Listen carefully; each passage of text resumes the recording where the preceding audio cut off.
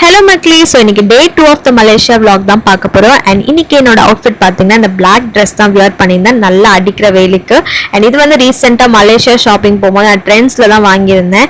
And first நம்ம போக போகிற பிளேஸ்ன்னு பார்த்தீங்கன்னா இந்த கேஎல் பேர்ட் பார்க் தான். இதில் என்ட்ரன்ஸ்ல அவ்வளோ சூப்பரான ஆம்பியன்ஸ் இருந்துச்சு. கீழே பார்த்தீங்கன்னா ஃபிஷ் பாண்ட், அப்புறம் வந்து ஃபால்ஸ் இதெல்லாமே இருந்துச்சு.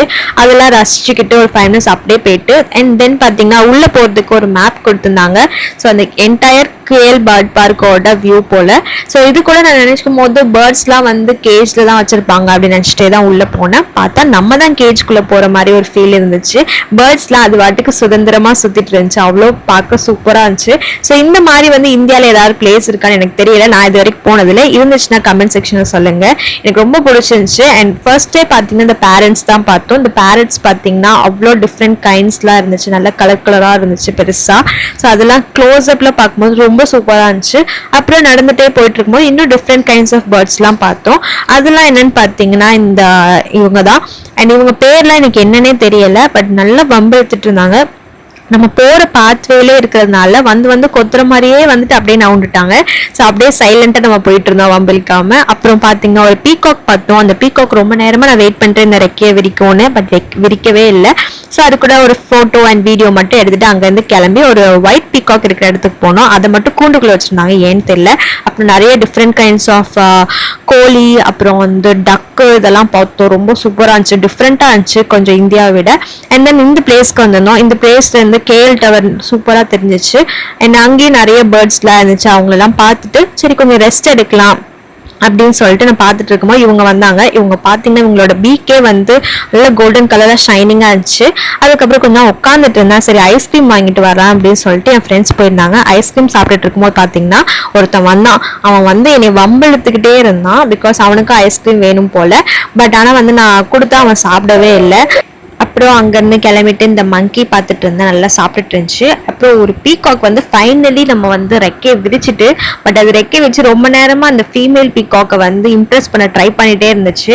பட் அது கண்டுக்காமல் அது வாட்டுக்கு சாப்பிட்டுட்டே இருக்கு பார்த்துக்கோங்க. நாங்கள் தான் ஃபுல்லாக வந்து அந்த மேல் பீகாக்கை வந்து பார்த்துக்கிட்டே இருந்தோம், அது கண்டுக்கவே இல்லை.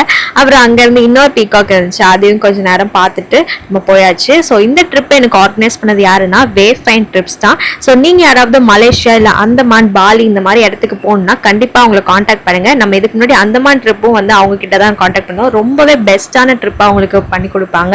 அண்ட் நெக்ஸ்ட் பாத்தீங்கன்னா நம்ம வந்து அப்படியே சைட்ல போகும்போது ஈமு பார்த்தோம். இது ஈமு கோழியா என்னன்னு பேர் தெரியல, ஆஸ்ட்ரிச் நினைக்கிறேன், என்னன்னு தெரியல, அது நீங்களே ஏதோ வச்சுக்கோங்க. நான் அவங்கள பார்த்துட்டு ரொம்ப பெருசா இருந்துச்சு. அப்புறம் ஃபைனலி அவுல் பார்த்தேங்க. அவுல் அண்ட் ஈகிளும் பார்த்தேன். அது கால் மட்டும் கெட்டி போட்டிருந்தாங்க.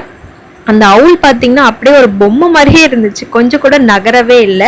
ஸோ அதெல்லாம் அப்படியே கிட்ட இருந்து பார்த்து ரொம்ப சூப்பரான ஃபீல் ஆச்சு. அப்புறம் வந்து பேர்ட் கேலரின்னு ஒன்று இருந்துச்சு, அங்கே போய் நம்ம வந்து பேர்ட்ஸ் கூட ஃபோட்டோ எடுத்துக்கலாம். பட் ரொம்ப ரேட் காஸ்ட்லி.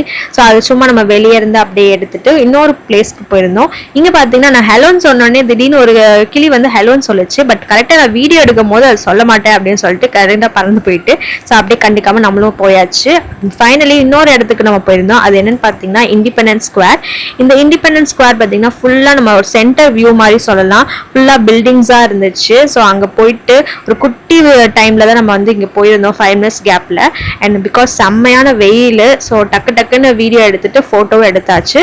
அண்ட் என்னோட ட்ரிப் ஆர்கனைஸ் ஆன வேவ் ஃபைண்டை வந்து நீங்கள் எப்படி காண்டாக்ட் பண்ணால் அவங்களோட இன்ஸ்டாகிராம் பேஜ் நான் வந்து லிங்க் பண்ணியிருப்பேன். அண்ட் அவங்களோட ஃபோன் நம்பரும் நான் வந்து டிஸ்கிரிப்ஷனில் கொடுத்துருக்கேன், மறக்காமல் செக் பண்ணிக்கோங்க. என்ன மாதிரி நீங்களும் மலேசியா ட்ரிப்பில் ரொம்ப சூப்பராக பட்ஜெட் ஃப்ரெண்ட்லியாக நீங்களும் என்ஜாய் பண்ணலாம். ஸோ மறக்காமல் நம்மளோட வீடியோவை லைக் பண்ணி கமெண்ட் பண்ணி ஷேர் பண்ணிக்கோங்க. டாடா பை பை மக்களே, ஸ்டே டியூன் ஃபார் மோர்.